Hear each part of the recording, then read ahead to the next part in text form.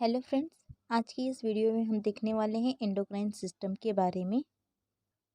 तो चलिए सबसे पहले हम जानते हैं कि एंडोक्राइन सिस्टम होता क्या है। Endocrine system is a network of gland which produce many function. Means endocrine system कई ग्रंथियों से मिलकर बना होता है। ये ग्रंथियाँ कई विभिन्न कार्य करती हैं। ग्रंथि मतलब ग्लैंड होता है। देखो, एंडोक्राइन सिस्टम में बहुत सारे ग्लैंड्स आती हैं जो छोटे छोटे स्ट्रक्चर होते हैं। उन्हें हम क्या कहते हैं? उन्हें हम ग्लैंड कहते हैं। ये स्ट्रक्चर कई तरह के हार्मोन्स को रिलीज करती है और जो अपना अपना फंक्शन प्रोड्यूस करती है। All gland produce different kind of hormones which produce different function. ये ग्रंथियाँ कई अलग अलग प्रकार के हार्मोन्स को बनाती है जो कि अलग अलग तरह के मतलब अलग अलग कार्य करती है। ये जो लिखा हुआ है ना अलग अलग, ये इसलिए लिखा गया है क्योंकि अलग अलग ग्लैंड्स होती हैं, जैसे pituitary gland, thyroid glands, adrenal glands, ये सारे ग्लैंड्स होती हैं। तो ये सारे ग्लैंड्स का अपना खुद का अपना मतलब अलग अलग कार्य होता है। इन सब का अलग अलग फंक्शन होता है क्योंकि ये सब अलग अलग प्रकार के हार्मोन्स का निर्माण करती है। इट मीन्स अलग अलग हार्मोन्स को प्रोड्यूस करती है। अब हम देखते हैं कि टाइप ऑफ ग्लैंड। तो इसे दो टाइप मतलब दो भागों में बांटा गया है। There are two types of gland. First, endocrine gland, जिसको हिंदी में अंतस्राविक ग्रंथियां के नाम से जाना जाता है। सेकेंड होता है एक्सोक्राइन ग्लैंड, जिसे बहिस्राविक ग्रंथियां के नाम से जाना जाता है। तो जो एंडोक्राइन ग्लैंड्स होते हैं, इसके अंदर भी बहुत सारे ग्लैंड्स होते हैं, जैसे pituitary gland, thyroid gland, adrenal gland और thymus gland, pineal body, parathyroid gland.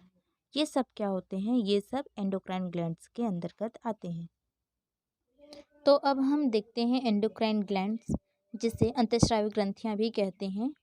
तो endocrine gland is a special type of gland which directly produce hormone in blood circulation. Means endocrine glands, जिसे हम अंतस्रावी ग्रंथियों के नाम से भी जानते हैं, तो अंतस्रावी ग्रंथियां विशिष्ट प्रकार की ग्रंथियां होती है जो अपने हार्मोन्स को सीधे रक्त परिवहन मीन्स ब्लड सर्कुलेशन में डायरेक्टली छोड़ देती हैं, जिसे हम एंडोक्राइन ग्लैंड्स कहते हैं। ऐसे बहुत सारे ग्लैंड्स होते हैं जो अपने हार्मोन्स को डायरेक्टली ब्लड सर्कुलेशन में छोड़ देती हैं।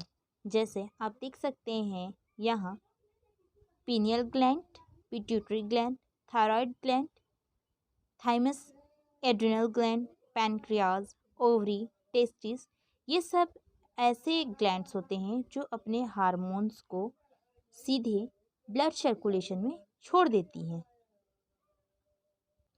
अब हम एक्सोक्राइन ग्लैंड की बात करते हैं, जिसे हम हिंदी में बहिस्रावी ग्रंथियां भी कहते हैं। तो क्या होता है exocrine gland? Exocrine gland also important gland which produce hormone by duct. Means जो भी एक्सोक्राइन ग्लैंड है, एक्सोक्राइन ग्लैंड महत्वपूर्ण ग्रंथियां होती है। यह हार्मोन्स को नलियों के द्वारा बाहर निकालती हैं। तो समझिए आप, मैंने दो तरह की ग्रंथियां बताई, एंडोक्राइन ग्लैंड और एक्सोक्राइन ग्लैंड। तो एंडो मतलब होता है इंटरनली डायरेक्टली सीक्रेट कर देती है अपने हार्मोन को सीधे ही ब्लड सर्कुलेशन में। मतलब एंडोक्राइन ग्लैंड्स में क्या होता है कि जो अपने हार्मोन्स होते हैं उनको डायरेक्टली ब्लड सर्कुलेशन में छोड़ देती है। वो ग्रंथियाँ एंडोक्राइन ग्लैंड कहलाती हैं। लेकिन एक्सोक्राइन ग्लैंड क्या होती है? तो एक्सोक्राइन ग्लैंड मतलब अपने अंदर से नलियों के द्वारा, रास्तों के द्वारा हार्मोन को रिलीज करती है। मीन्स एक्सोक्राइन ग्लैंड्स जो होती है हार्मोन्स को नलियों के द्वारा रिलीज करती हैं। ऐसी ग्रंथियों को हम एक्सोक्राइन ग्लैंड कहते हैं। तो अब हमने दो तरह के ग्लैंड्स पढ़े, एंडोक्राइन ग्लैंड, एक्सोक्राइन ग्लैंड। तो एक्सोक्राइन ग्लैंड जो कौन कौन से होती है, तो चलो देखते हैं इसे डायग्राम के थ्रू।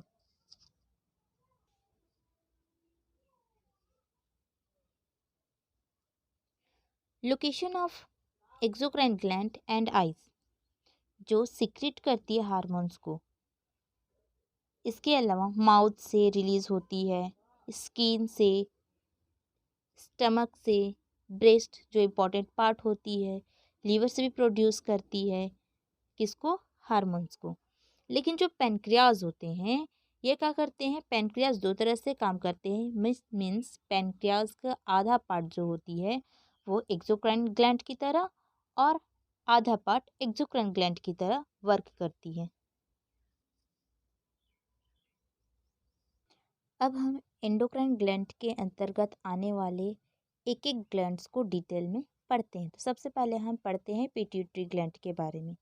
तो pituitary gland is a part of endocrine gland which produce many hormones. Means pituitary gland अंतःस्रावी ग्रंथियों का भाग होता है। यह कई प्रकार के हार्मोन्स को बनाती है। मीन्स पिट्यूटरी ग्लैंड जो होती है वो एंडोक्राइन जो ग्लैंड्स होती है यानी कि एंडोक्राइन सिस्टम जो होती है उसका ही पार्ट होता है। Pituitary gland is also called master gland because it is produce it out hormones as well as it is control production of hormones in different gland। Means pituitary gland को master ग्रंथि means pituitary glands को master ग्रंथि के नाम से भी जाना जाता है। तो पिट्यूटरी ग्लैंड को मास्टर ग्रंथि क्यों कहा जाता है, क्योंकि ग्रंथि खुद के हार्मोन्स को बनाती है और साथ ही साथ क्या करती है, अलग अलग प्रकार की ग्रंथियों में भी हार्मोन्स बनने की जो प्रक्रिया होती है उनमें मदद करती है। अगर हम पिट्यूटरी ग्लैंड के स्ट्रक्चर और हार्मोन्स की बात करें तो उसमें क्या होता है, उसमें लगभग 1 सेंटीमीटर लंबी यानी कि 5 से 6 ग्राम भारी होती है। और स्त्रियों को मतलब जो स्त्रियों की पीयूष ग्रंथियां होती हैं मीन्स पिट्यूटरी ग्लैंड जो होती है वो बड़ी होती है। रचनात्मक दृष्टि से बाहर से देखने पर यह 3 खंडों से मिलकर बनी होती है, अग्रपाली, मध्यपाली और पश्चपाली। मीन्स एंटीरियर, इंटरमीडिएट और पोस्टीरियर लोब से। It is the smallest gland of the body. It is found oval in shape. Means यह बॉडी की सबसे छोटी ग्रंथि होती है एवं ये क्या होता है, ओवल शेप की होती है, मीन्स गोलाकार होती है। तो इसके लिए आप डायग्राम को देखो। तो ये कहाँ स्थित होती है, ये जो होती है हाइपोथैलेमस के जस्ट नीचे, नीचे वाली साइड पे लटकी हुई एक संरचना होती है जिसे हम पिट्यूटरी कहते हैं। मीन्स ये क्या है, ये अपने हाइपोथैलेमस है और हाइपोथैलेमस के जस्ट नीचे साइड पर एक मटर के शेप के संरचना के समान ग्लैंड होती है जिसे हम पिट्यूटरी ग्लैंड कहते हैं। ये जिसे हम पिट्यूटरी ग्लैंड कहते हैं। तो पिट्यूटरी ग्लैंड कहाँ स्थित होती है, ब्रेन के बीचों बीच में, मध्य भाग में। कहाँ होती है, मध्य भाग में स्थित होता है। लिखा भी है it is located in brain hypothalamus. ये ब्रेन के मध्य भाग में स्थित होता है, किससे, हाइपोथैलेमस से जुड़ी हुई होती है। Part of pituitary gland. तो पिट्यूटरी ग्लैंड के मुख्यतः 3 भाग होते हैं। फर्स्ट जो होता है फ्रंट लोब होता है जिसे एंटीरियर पिट्यूटरी यानी एंटीरियर लोब के नाम से भी जानते हैं और इसे एडिनोहाइपोफाइसिस भी कहते हैं। मीन्स जो एंटीरियर लोब होते हैं उनको फ्रंट लोब और एडिनोहाइपोफाइसिस के नाम से भी जाना जाता है। फिर इसके बाद आता है इंटरमीडिएट लोब जिसे पार्स इंटरमीडिएट के नाम से भी जाना जाता है। और लास्ट जो होता है जिसे बैक लोब बोलते हैं या पोस्टेरियर लोब या इसे ही न्यूरोहाइपोफाइसिस भी कहते हैं। तो अब थोड़ा डायग्राम के थ्रू समझते हैं। तो ये पूरा इमेज क्या है, अपना पिट्यूटरी ग्लैंड, जो कहाँ है, ब्रेन के हाइपोथैलेमस, ब्रेन के ये हाइपोथैलेमस वाला पार्ट है। तो हाइपोथैलेमस के जस्ट नीचे ये जो संरचना है मटर के दाने के समान, तो ये क्या है, अपना पिट्यूटरी ग्लैंड है। तो पिट्यूटरी ग्लैंड के ये वाले पार्ट, ये वाले पार्ट जिसे एंटीरियर पिट्यूटरी लोब कहते हैं, और ये वाली पार्ट जिसे पोस्टीरियर लोब कहते हैं। मीन्स ये क्या है, एंटीरियर और ये पोस्टीरियर लोब है। और एंटीरियर पोस्टीरियर के जो बीच का भाग होता है जिसे इंटरमीडिएट लोब के नाम से भी जानते हैं, जिसे पार्स इंटरमीडिएट भी कहते हैं। Hormone release by anterior pituitary. तो एंटीरियर पिट्यूटरी से कौन कौन से हार्मोन्स निकलते हैं, इसके बारे में हम आगे पढ़ेंगे। तो सबसे पहले हम जानते हैं कि एंटीरियर पिट्यूटरी जो होती है उसमें से मुख्यतः 6 हार्मोन्स जो होते हैं वो रिलीज होती हैं। सबसे पहले जो होता है सोमेटोट्रोपिक हार्मोन्स होते हैं, जिसको STH नाम से भी जाना जाता है। ये क्या होता है, यह शारीरिक वृद्धि को कंट्रोल करता है तथा प्रोटीन की मेटाबॉलिक जो प्रोसेस होती है उनको बढ़ाकर वृद्धि को उत्तेजित करता है, स्टिमुलेट करने का काम करता है। इसका प्रभाव शरीर की लंबी अस्थियों पर ज़्यादा पड़ता है, इस कारण से इसे ग्रोथ हार्मोन भी कहते हैं। सोमेटोट्रोपिक हार्मोन्स की अधिकता अगर हो जाती है तो शरीर हिष्ट पुष्ट तथा बलवान होता है। इस प्रकार से विकसित विशालकाय शरीर वाले व्यक्ति जो होते हैं उनको पिट्यूटरी जायंट कहते हैं। अगर यह वयस्क में इसकी अधिकता हो जाती है तो हाथ पांव लंबे हो जाते हैं, जबड़े आवश्यकता से अधिक बढ़ जाती है और आँख और गाल की जो ऊपर की अस्थियां होती है वो अधिक बढ़ जाती है, जिसके कारण क्या होता है कि जो चेहरा होता है और जो शरीर होती है वो भद्दा दिखाई देने लगती है। अब इस स्थिति जो होती है इसको एक्रोमेगली कहते हैं। वहीं अगर इसकी कमी हो जाए तो इसकी कमी से व्यक्ति जो होता है वो छोटा रह जाता है, बढ़ता नहीं। तो इस स्थिति जो होती है इसको मिगेट कहते हैं। अब सेकंड हार्मोन गोनेडोट्रोपिक हार्मोन्स होता है, जिसको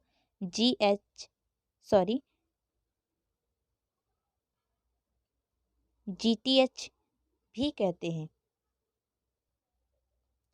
क्या होता है कि जो गोनेडोट्रोपिक हार्मोन होता है जिसको गोनेडोट्रोफिन भी कहते हैं, ये क्या करता है, ये गोनेड्स को उत्तेजित स्टिमुलेट करने का काम करती है। क्या करती है, ये गोनेड्स को स्टिमुलेट कर सेक्सुअल एक्टिविटी जो होती है उनको कंट्रोल करते हैं। तो जो गोनेडोट्रोपिक हार्मोन्स होते हैं ये 2 प्रकार के होते हैं। एक होता है फॉलिकल स्टिमुलेटिंग हार्मोन्स और सेकेंड होता है ल्यूटिलाइजिंग हार्मोन्स। तो इन दोनों को भी हम पढ़ते हैं। सबसे पहले हम देखते हैं कि फॉलिकल स्टिमुलेटिंग हार्मोन्स होता क्या है। मादा में यह फॉलिकल और अंडों के निर्माण तथा नर में शुक्राणुओं के निर्माण को स्टिमुलेट करता है। मीन्स फॉलिकल्स जो होते हैं, ये जो मादा होते हैं, मादा में फॉलिकल और जो अंडे होते हैं इनके निर्माण को, और जो पुरुष होते हैं, नर होते हैं, उनमें शुक्राणु के निर्माण को स्टिमुलेट करती है। वहीं अगर ल्यूटिलाइजिंग हार्मोन्स की बात करें तो इसे और किस नाम से जाना जाता है, तो इसे अंतराली कोशिका प्रेरक भी कहते हैं। नर में यह वृषण तथा टेस्टोस्टेरोन हार्मोन्स के स्राव को स्टिमुलेट करता है। मादा में यह थीका इंटरना की कोशिका को एस्ट्रोजन्स तथा प्रोजेस्टेरॉन्स नामक हार्मोन स्रावित करने को स्टिमुलेट करता है। मादा में यह फॉलिकल परिपक्व तथा अंडोत्सर्जन को कंट्रोल करता है। वहीं अगर गोनेडोट्रोपिक्स हार्मोन्स की अधिकता हो जाती है तो क्या होती है, इसके अधिक होने पर जो लैंगिक परिपक्वता होती है वो जल्दी आ जाती है। लेकिन अगर गोनेडोट्रोपिक्स हार्मोन की कमी हो जाए तो क्या होती है, मादा में इसकी कमी अगर हो गई तो अंडाशय का आकार जो होता है वो क्षीण होने लगता है, फॉलिकल नष्ट हो जाती है और गर्भाशय तथा योनि जो होती है वो लुप्त होने लग जाते हैं। लेकिन अगर ये नर में कमी हो जाए तो क्या हो, अगर ये नर में कमी हो जाए तो इसकी कमी होने पर जनन तंत्र विलुप्त होने लग जाता है। अब हम थर्ड देखेंगे एड्रिनोकॉर्टिकोट्रोपिक्स हार्मोन्स, जिसे ACTH हार्मोन्स भी कहते हैं। ये क्या करता है, जो सुप्रारेनल ग्रंथि जो होती है ना, सुप्रारेनल ग्रंथि के स्राव जो होती है उनको कंट्रोल करता है। अगर ये इसकी मात्रा जो होती है, इस हार्मोन्स की मात्रा अधिक हो जाती है, तो इसकी अधिकता से सुप्रारेनल ग्रंथि की वृद्धि जो होती है वो अधिक हो जाती है। लेकिन अगर इसकी कमी होती है तो इसकी कमी से ये ग्रंथियां धीरे धीरे जो होती है वो नष्ट होने लग जाती है। अब फोर्थ जो है वो क्या है, थायराइड स्टिमुलेटिंग हार्मोन्स, जिसे TSH नाम से भी जाना जाता है। यह थायराइड ग्रंथि को कंट्रोल करता है, और अगर इसकी कमी हो जाए या इसकी अधिकता हो जाए तो इसकी कमी या अधिकता हो जाने से थायरॉक्सिन की कमी और जो अधिकता है तो उसके लक्षण दिखाई देने लगते हैं, जिसे क्या कहते हैं, जिसे थायरोट्रॉफिन भी कहते हैं। अब फिफ्थ फिफ्थ क्या है, लैक्टोजेनी हार्मोन्स।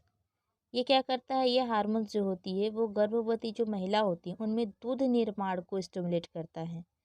ये ये जो होते हैं काप्स ल्यूटियम से प्रोजेस्टेरॉन हार्मोन के स्राव को स्टिमुलेट करता है। वहीं अगर हम बात करें इसकी कमी से, तो इसकी कमी से क्या होता है, मादा में दूध निर्माण नहीं होता है, और जो भी ब्रेस्ट होते हैं वो छोटे रह जाते हैं।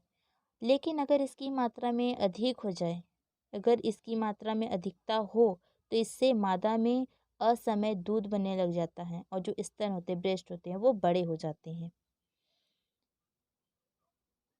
तो एंटीरियर लोब का last hormones melanocytes stimulating hormones, जिसे MSH भी कहते हैं।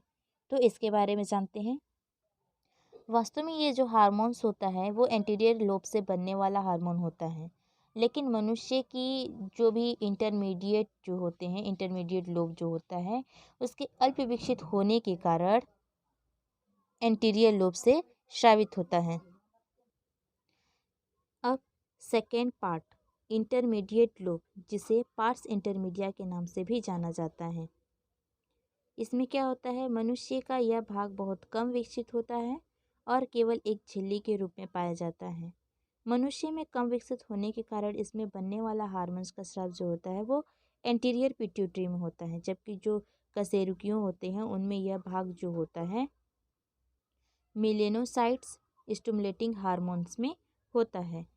अब पिट्यूटरी ग्लैंड का एक लास्ट पार्ट पोस्टेरियर लोब है, जिसे न्यूरोहाइपोफाइसिस के नाम से भी जाना जाता है। मनुष्य की पिट्यूटरी ग्रंथि का यह सबसे पिछला भाग होता है, जो संपूर्ण ग्रंथि का लगभग 1/4 भाग बनाता है। यह भाग तंत्रिका ऊतक के समान ही होता है, लेकिन इसमें से 2 हार्मोन्स रिलीज होते हैं। फर्स्ट जो होता है vasopressin hormones, second oxytocin hormones होते हैं। तो इन दोनों को हम समझते हैं होता क्या है। सबसे पहले हम देखते हैं वेसोप्रेसिन हार्मोन्स क्या होता है। तो वेसोप्रेसिन हार्मोन्स जो होते हैं वो पॉलीपेप्टाइड्स होते हैं, जो 9 अमीनो एसिड्स का बना होता है। और क्या करता है, ये जल अवशोषण को बढ़ाकर मूत्र की मात्रा को कम कर देता है। कुछ भागों की वाहिनियाँ होती हैं उनको संकुचित करके रक्त दाब को बढ़ा देती है, और इसकी अगर अधिकता हो जाने से क्या होती है, मूत्र में कमी हो जाती है। जबकि अगर इसकी कमी हो गई तो मूत्र में पानी की मात्रा जो होती है वो बढ़ जाती है, और रुधिर जो होती है, रुधिर केशिकाएं जो होती है वो संकुचित हो जाती हैं। फलतः क्या होता है कि जो रुधिर दाब जो होता है वो बढ़ जाता है, और जो पेशाब होता है वो अधिक आने लग जाता है। और जो भी इससे क्या होती है कि जो मूत्रलता बीमारी हो जाती है, जिसको क्या बोलते हैं, जिसे डाययूरेसिस भी कहते हैं। अब पोस्टेरियर लोब का सेकेंड हार्मोन्स जो होता है वो ऑक्सीटोसिन हार्मोन्स होती है। तो अब इसके बारे में जानते हैं। जो ऑक्सीटोसिन हार्मोन्स होती है ये भी क्या करती है, ये भी 9 अमीनो एसिड्स का बना हुआ पॉलीपेप्टाइड्स होती है। ये क्या करती है, ये जो गर्भावस्था होती है, गर्भावस्था के अंतिम समय में गर्भाशय की अनैच्छिक पेशियों के संकुचन को स्टिमुलेट करता है, और प्रसव के समय गर्भाशय के फैलने और प्रसव के बाद गर्भाशय के संकुचन होने को क्या करती है? प्रसव के बाद गर्भाशय के संकुचन को स्टिमुलेट करने के साथ साथ दूध स्राव को भी कंट्रोल करता है। पिट्यूटरी जो ग्लैंड है, पिट्यूटरी ग्लैंड के कार्यों का नियंत्रण जो है पुनर्विशन प्रक्रिया